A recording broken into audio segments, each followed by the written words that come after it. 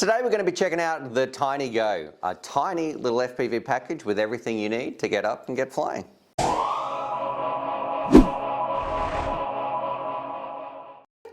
G'day you absolute legends, Stu from UAV Futures here, and today, well, we're looking at this kit. It's from Gep RC, it's called the Tiny Go, and it has everything you need to get up and get flying. Now this isn't aimed at you super advanced pilots, people who have all the expensive gear and digital and everything like this. It's a beginner kit that's got your goggles, your radio, your batteries and your drone, so you can get into the hobby, experience FPV and still have an awesome time. So what we're going to do in this video, we're going to put it on the bench, break it down, look at the text and the specs, go through who it's for, the pros, the cons, the things I like, the things I don't like, have a look at its value for money, because I think it's about 320 US dollars. I think it's about 450 Australian. I don't know what that is in freedom units. I'll put it on the screen anyway. The link's down below. But I got to say, for an entry level into this hobby, it's not too bad considering what you get. So let's do it. Let's stick it on the bench as a bit of an overview. It does come in this. So you've got this stylish lunchbox, well, carry case as well. So you get that. And if somebody in the audience can tell me what this is, it's a fragrance. I don't know if it's meant to be a fragrance sachet. Or fragrance. And that's just not me doing some bad reading. I don't even know what this is, but it was in there, so who knows what that thing is. You get a carry case, which I've got to say, I've seen a lot worse than this. It would keep your stuff safe. It's got some decent padding. You can take some pieces in and out. That's not terribly exciting, but hey, I'm not going to complain. It's better than the old plastic bags that I started with when I was first getting into the hobby. Now, getting into the meat and potatoes of it, what do we actually have? You get an 8-channel radio, which doesn't feel too bad actually in the hands. I felt a lot worse. It's still a cheap toy radio. I wouldn't trust it doing long range or anything like that, but you're probably not going to be flying this little Tiny Go too far. You do get a fairly generic pair of goggles, which is, sorry, they're not too uncomfortable on my face. You're going to see me flying them in a little bit as well. But look, we've reviewed this type of goggle before. It's basically the copy paste. Everyone just puts their own little brand on it or something like that. It's nothing too special. I think it's like the it's not the EV800D. It might be the 600D or something like that. It's fairly decent if we go through it. It charges by USB. It records DVR. It does have an auto scan feature, but please never use that. It's got an 800 by 600. I wonder if that's coming through in there, an 800 by 600 pixel screen. It's big, it's bright, it's comfy on the face, it's not pinching my nose, which I have to say is a big plus for me. So we're going to be cruising around with this in a little bit as well. And then I guess the real star of the show, something that I think is you're going to be able to take this if you get into the hobby and go further, is this bad boy. This is the Tiny Go, and sticking it on the scales, it's a little 2S quad. It's a bit of a ripper actually. It's rocking analog. It's got a a F4 flight controller in there, 12 amp ESCs. I love how it was already bound up to the radio. It was really easy to get up and get flying. And it is, let's see if we can get some grams. It is exactly 50 grams, so a very light little flyer that's not intimidating, anything like that. I was cruising around yesterday having some fun with this thing. My daughter, my youngest, my 3-year-old was chasing it. The dog was chasing it. I actually crashed into Charlie, so sorry about that pooch wherever he's gone. But absolutely, I didn't have any worries. Of course, I'm not going to be flying it into any kids or anything on purpose, but it's got some nice big foam protector, well, not big foam protectors, but some little bit of padding around the outside, ducted props. It's relatively safe, and my favorite thing about this kit, it kind of just works. So you plug it in, you turn your radio on, you turn your goggles on, you've got your battery, charge your batteries, and then you are off, you are having fun, you are cruising around, you are experiencing FPV. And it starts, the controls are very easy as well. For me, there's an arm switch and there's a mode switch. So if you want to start in self-level mode, which is like a really beginner type of easier flying, boom, it was done. And then you can flick one switch and which it does come with a little manual as well, which somewhere I've lost, but it tells you exactly what the controls on here do. You get a little charger as well. This thing is absolute junk though, so only one side of mine worked, and I've turned my radio on. Let me just turn that off. Otherwise it makes this annoying beeping sound, well, vibrating sound the whole time. This charger I don't really like. One side of mine worked and the other one got extremely hot. So I'm very skeptical about this. I wouldn't be using this again.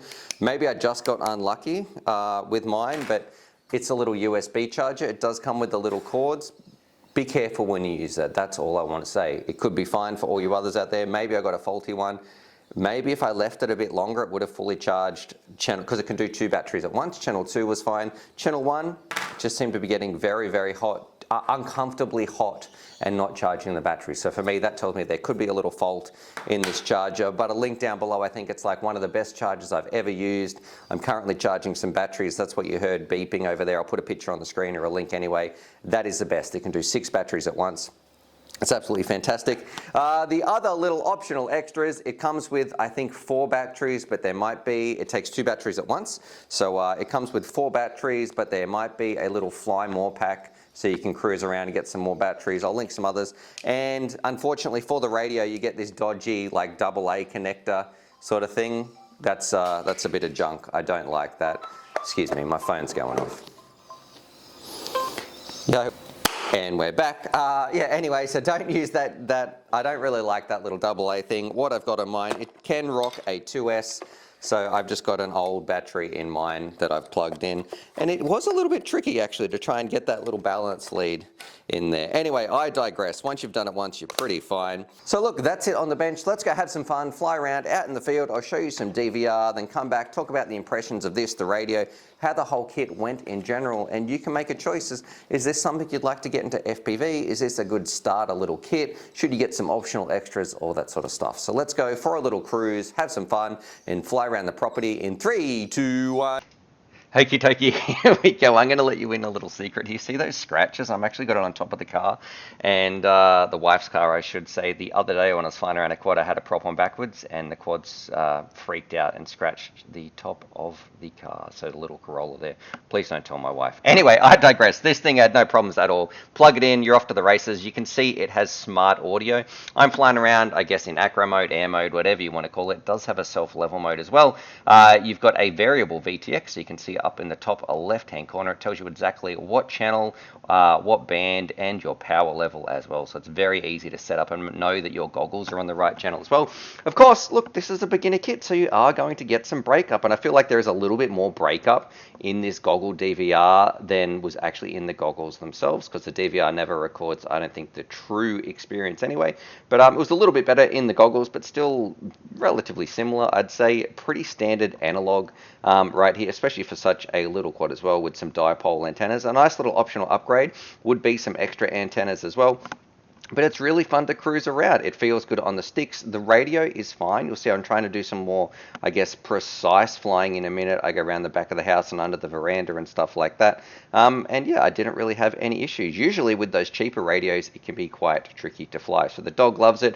Here we are, I guess, going for a little bit of a spin. That's probably getting close to its top speed, but it's a beginner little drone in a beginner little kit. More than enough to have some fun with, trying to do a little bit of a power loop there, so you can do a little bit of acrobatics. The goggles, I gotta say, whatever they've done to that face foam plate did fit very, very nicely. It was feeling good on the face. I didn't have any marks or anything like that. Here we are with some precision flying, and overall I like the drone, I like the goggles, and I actually even like the radio for a beginner little kit. So I can definitely say, look, if you're looking to get into the hobby, this one, it's pretty decent. Now, coming in here, I was flying around. This is like one of my 3rd or 4th flights of this day, and I had a faulty battery when I landed, but there was an old Emax battery that I had in here, not the ones that came with it. So that's probably why I got a bit of a shorter flight times. But overall, look, I got to say, thumbs up, and the dog enjoys it too. So there we go. Let's jump back to the studio and wrap up the review.